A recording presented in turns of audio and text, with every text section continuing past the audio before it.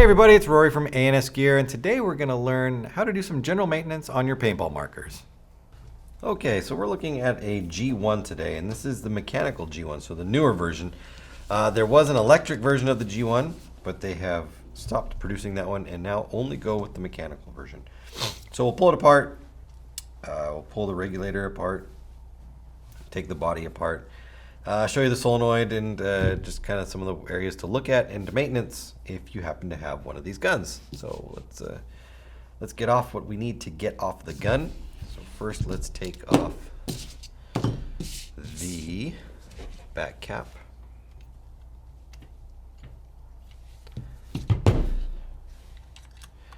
Just set that off to the side.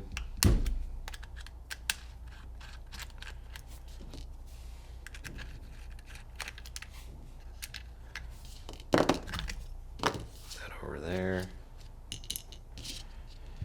and then we can, there's a couple ways you can go about taking this gun apart. You can take the frame, undo the frame and kind of sag it down here and then do the front.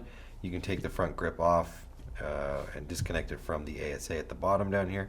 There's really no wrong way to do it. I like to get this disconnected from the frame because it actually makes it a little bit easier to deal with, I think. So I'm going to undo the ASA.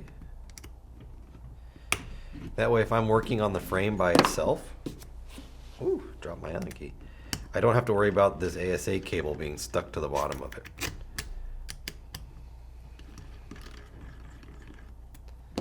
So that's going to come out like that. We're going to leave it there for just a second. Then we're going to take this off. So to get the front grip or the front regulator off, you have to undo the two screws that hold in this bottom rail, because this bottom rail has a little index tab on it which keeps the grip from being able to swivel around. If I pop that off of there, you can see that little indexing at the front right there locks into the front of the grip and keeps it from being able to move around. Now with that off, we can unscrew this.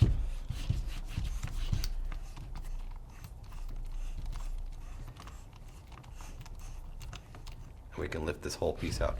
So the regulator is actually a sleeve, or this grip I should say is a sleeve that is on the outside of the regulator. Now it is possible, excuse me, for you to try to unscrew this from the gun, so you're unscrewing it, and the outer sleeve, so this plastic grip that you see, is rotating around but is not unscrewing the actual regulator on the inside.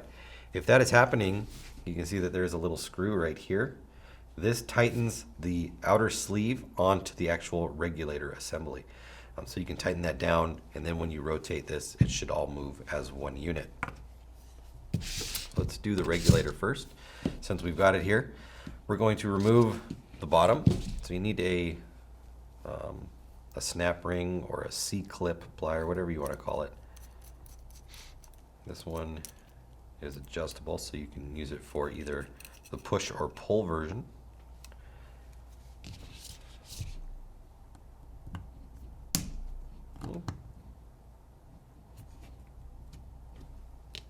There we go.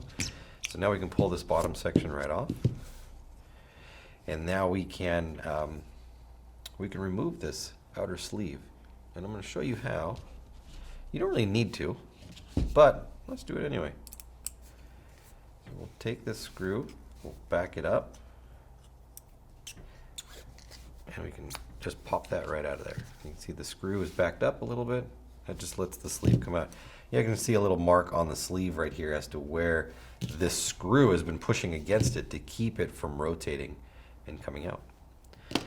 All right, so we've got it off of there. Let's go ahead and take the inner section out. The inner section. Inner, not inter. So this will pop out of here. This is our the bottom of our housing. This has our regulator adjuster on the inside there. So that's, you'd put an Allen key up in there to turn this piece. Well, not this whole piece. It actually turns the core of this inside there. And that's going to increase or decrease your velocity through your gun.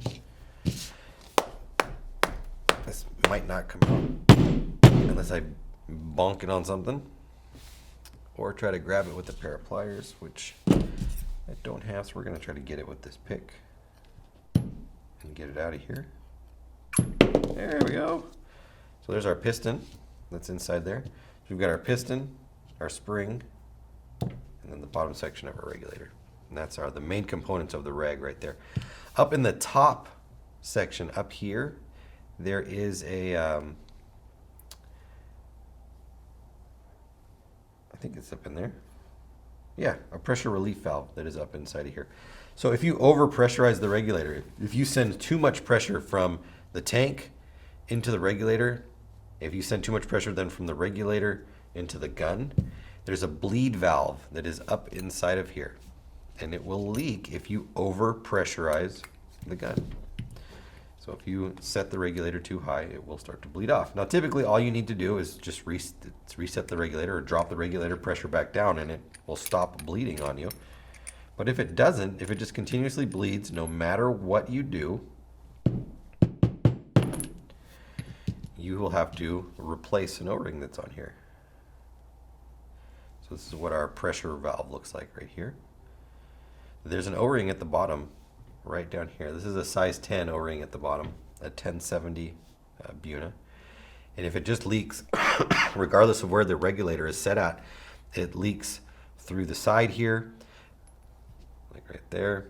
Or if you have a different gun like an Ecstasy or an Envy, and it leaks out the top of the regulator, like right around this lip right here, it's typically this pressure relief valve. So reset the regulator, see if it stops leaking. If it doesn't, replace this O-ring and see if it stops leaking. If neither of those two fix it, then there's a bigger problem afoot. So we'll put that back in there. Put our regulator back together.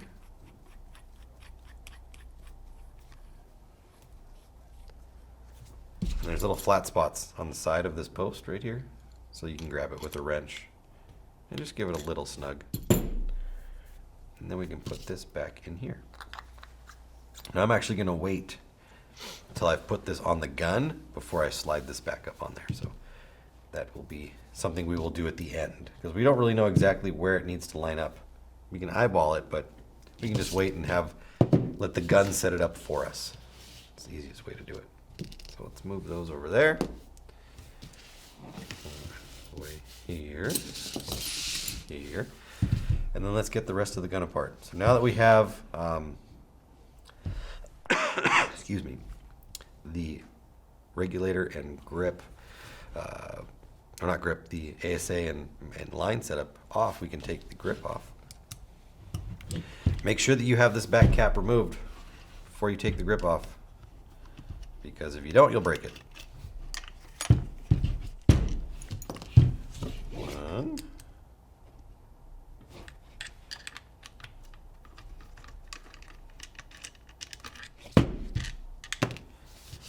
Two. And sometimes this one can be a little bit harder to get. There. Get him right out of there.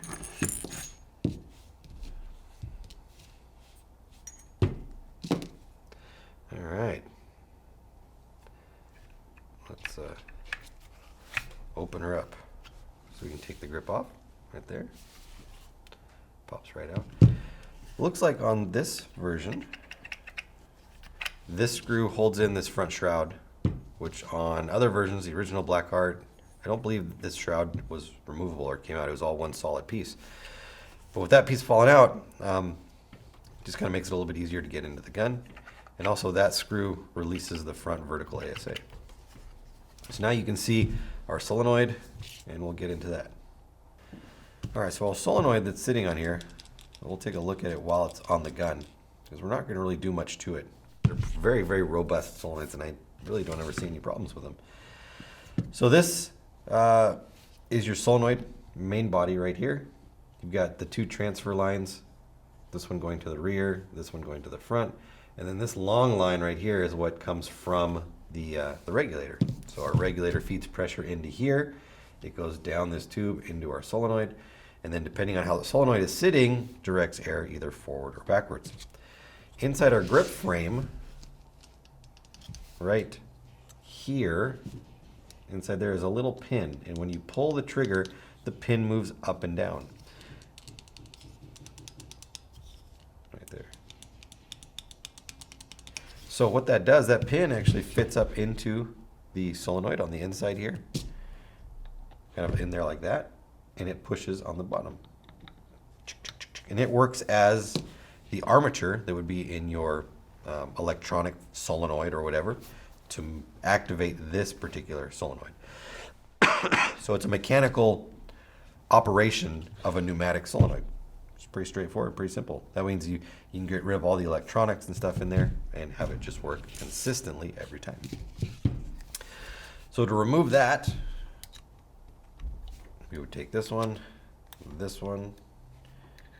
and undo them.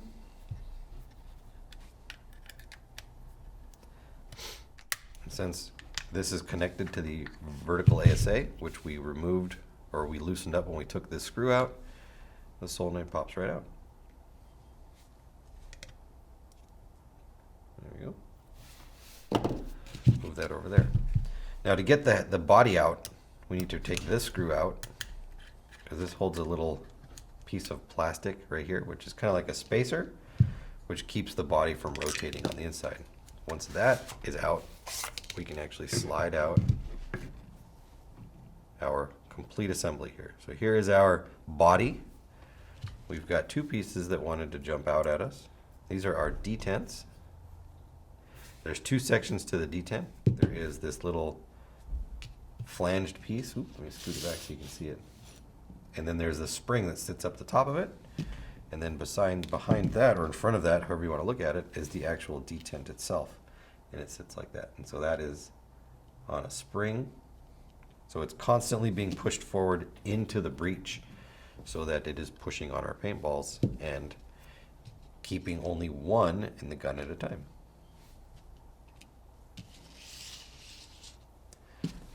All right. From there, we can remove the bolt out of the body. Now, you don't need to pull this whole body out of the gun to get the bolt out. You could have done that many, many steps ago.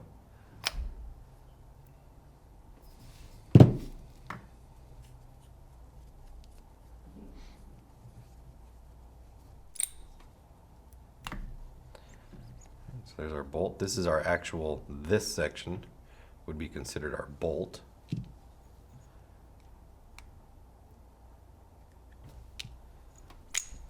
Here, this is our bolt. This is the main section of the bolt. You can call this the bolt tail. This would be our firing can. This would be our rear section of our bolt. So there's a couple things you want to look at if you get some leak issues. If you've got leaking down the barrel or down the breech, but through the inside of the bolt. So you put your fingers in there when the gun is aired up, and you can stop the leak by covering the front of the bolt like this. A couple things you want to look at would be this inner O-ring inside here, so actually on the inside, and then also the inner O-ring on the inside of the can, right here. This won't actually leak. Let me show you. If that inner can O-ring is bad, it'll leak around the outside, but it still feels kind of like it's coming down the bolt. Usually what you can do is put your finger in and you can kind of wiggle this around. And if you hear the leak going changing pitch because of how you're wiggling the bolt around, it's usually that O-ring inside of there. If it's coming out, well, if it's coming out of the front of the bolt, look at the sail O-ring that's on here, or check the inside O-ring that is inside this back section back in there. It's leaking out the back, like through here, or in this back section, check tail O-rings. Yeah. When in doubt, just replace them all. It's always a good rule of thumb. If you're having trouble tracking down a bolt leak, rather than trying to individually figure it out, if you're not sure where all the leaks might be coming from, just replace all your bolt O-rings and you'll be fine. Another thing to look at, if your leak is coming around the bolt, like we talked about this one coming from here, and you move this around, It could also be this O-ring. Air is coming out and escaping over the top of it and coming out this way too. So it could be either one of those.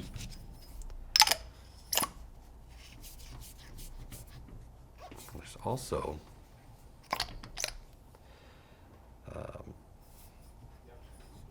I think they might have gotten rid of it actually. Yeah, some of the older versions, there's an O-ring that sits on the breech inside here, like in an Ecstasy and an Ion. There's an O-ring that sits on the inside of the breech, but it looks like they're not in here on these because they're using this style can now. All right. So it's a very simple gun. I mean, there's not much to it when you get it all apart. There's a lot of body and a lot of composite parts, but the actual gun itself, very, very simple, very minimal. So let's put it back together real quick. All right.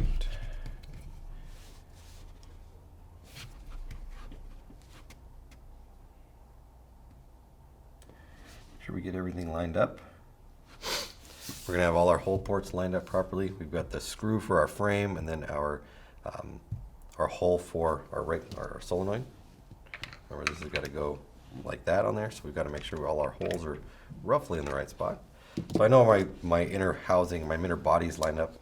Let's put our inside index tab in so that the body can't rotate. So now this thing can't rock forward or left to right or forward and back. Well, actually, I guess I could push it farther forward like that, but it's not going to slide left or right. I just need to move it back again.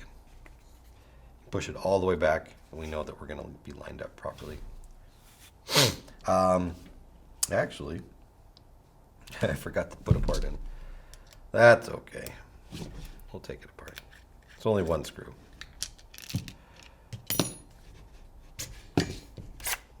Forgot to put our detents in. Once these are in, or once the body is put into the housing, or whatever you want to call this part, the actual bolt sleeve, you won't be able to get the detents in. So it's good that we've got to put them in now.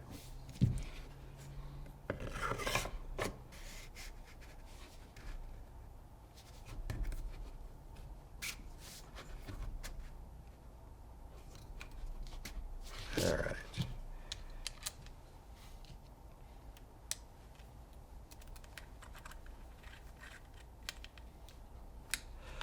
I'll slide that back.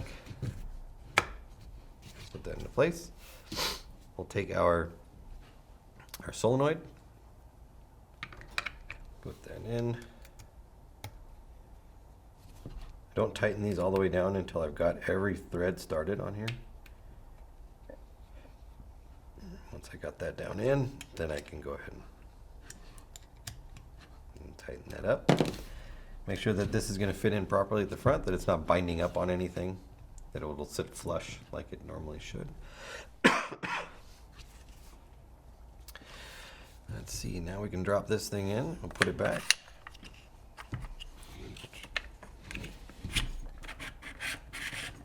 Oop, I got it backwards. This cutout that you see right here, there's the lines up with the front cutout in the body housing we just slid in there. So this one will go in and fit around that piece. Just like that. And then this will come up and lock into it. All right, let's put our bolt in. So sometimes this screw can be a little bit tricky to get in there. If you try to drop it through or drop it from the front or whatever, it just tumbles and it doesn't like to go into spot. So what I do is I lay it down in the direction that I want it to go. So I want it to slide down and then drop into place like this. So I'm just gonna go and drop in. So what I'll do is just set it inside where the barrel goes, just like that. See it wiggling around in there? And then I'll push it down with my Allen key and watch it through the inside until it finds the hole. And then I can come in from the top and not bump it like I did and thread it in. All right, now that's going to grab onto this piece and it's going to keep this ASA, vertical ASA, from moving around right here. Okay, so now I'm going to do my frame next. You could do the regulator next if you wanted to, put that all together, but then you're going to have that your your line setup in the way, and I don't like that. I'd rather put my frame on, put my regulator on, and then attach the line setup. But again, that is personal preference. You can do it any way you like.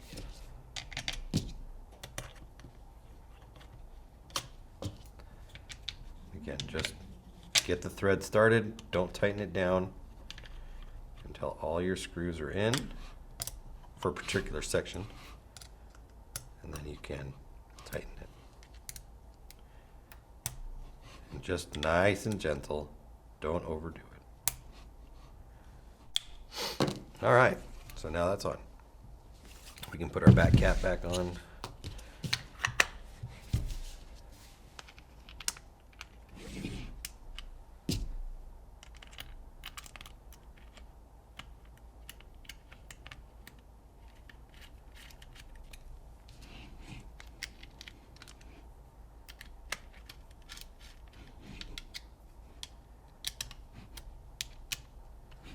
And now we're going to do our setup here.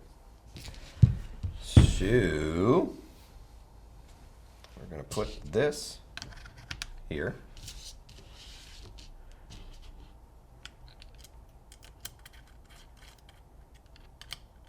Now this is a little opposite to the way we took it off. We took this off first last time. So we're going to put it on first.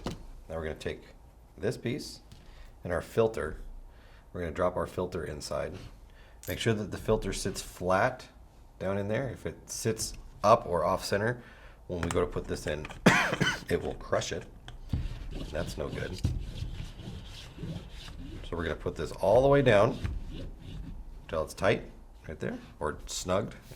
Then we're going to take our front grip and we're going to slide it down and catch that index down there, just like that. At this point, we're going to tighten this.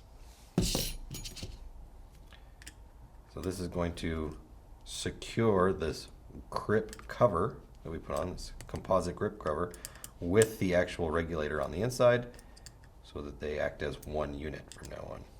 So that when it comes time to take it off, we can just unscrew it all together. Or you do it the opposite way I just did. But you don't need to remove the cover from the regulator to access it and do what you need to do with it. All right, so that's on there. Now we can take our front swivel, put it on. You can see that that will just rotate around. Then we'll take our snap ring.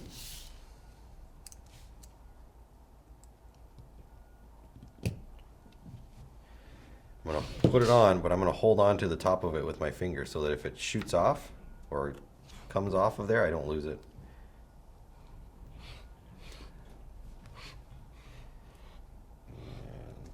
And there we go. Make sure that it actually fits the groove all the way around and that it's not pretending to actually be on there. Take a look at it real quick.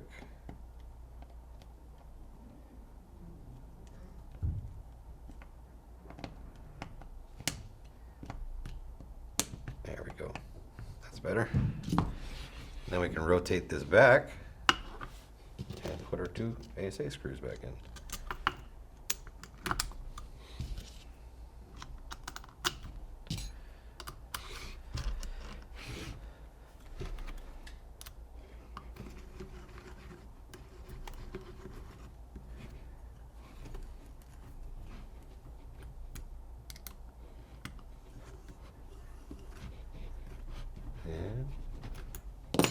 There you have it. That's the mechanical version of the G1. Well guys, I hope this helps you out with any questions or concerns you have about your paintball gear or products. And as always, for all your paintball needs, shop ansgear.com.